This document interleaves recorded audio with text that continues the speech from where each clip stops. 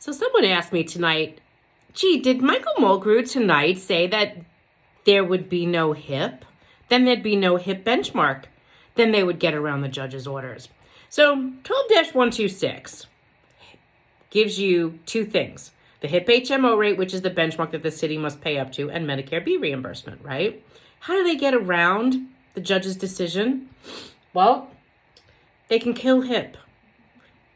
Kind of insinuated that today. If I kill HIP, then there's no HIP HMO benchmark. Gee, that'd be really interesting. Could you do that? Well, the city tried to do that back in, I think, 1999, tried to eliminate the HIP HMO, the HIP MCO plan, Medicare cost option. Then you'd have no benchmark if they killed HIP. That's option one. Option two would be the nuclear option. Kill all plans on the table. Then you would have nothing, right? You'd have only HIP if you killed every other option that you had. Then you could just kill Emblem. And you'd say, well, all right, that's really horrible because like 92% of the employees and retirees are on the Emblem plan.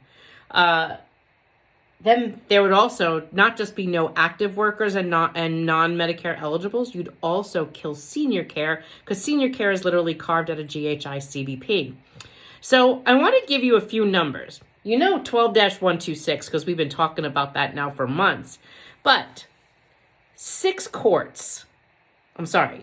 justices agreed with the retirees' lawsuit that the MLC and the city were violating the law. 2 courts, both the Supreme Court and the First Department Appellate Court, agreed. And 92% of employees and retirees are in the GHI CBP plan. 2 unions control the majority of the MLC, the UFT and DC 37.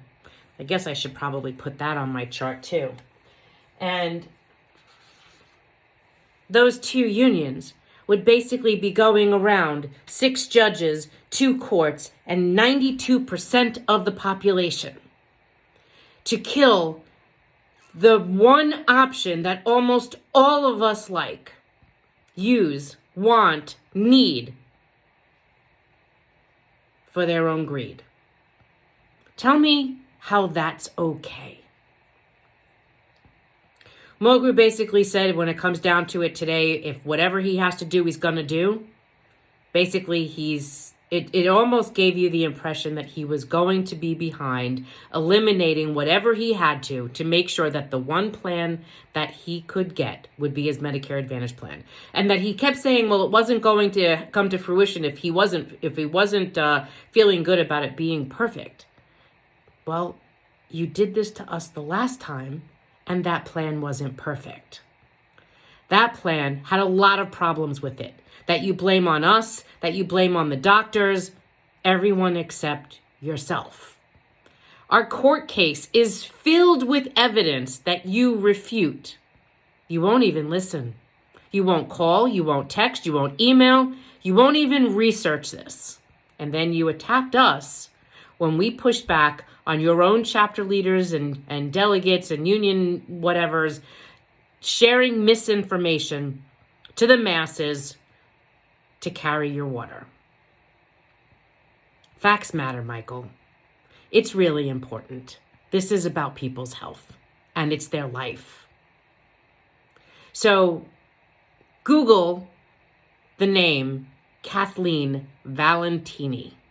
Her husband was a retired police officer. They moved to the Carolinas.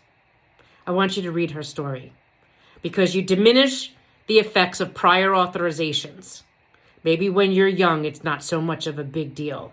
But when you're older and you're sick, or you have health problems, or you're disabled, delaying a process of access to health care and denying them access to needed tests or procedures is criminal.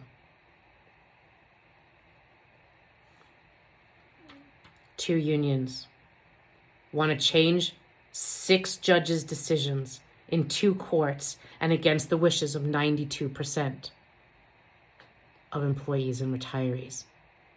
Access to the one plan that they love, that helps them, provides them their care.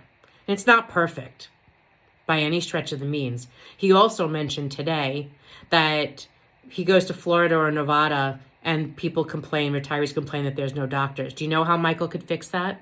He could fix that tomorrow by using the stabilization fund to pay for the regional coverage for those areas of $3 million a year.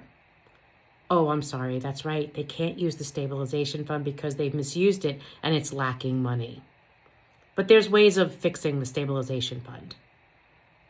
But do they have the courage to do that? I don't know. Do you, Michael?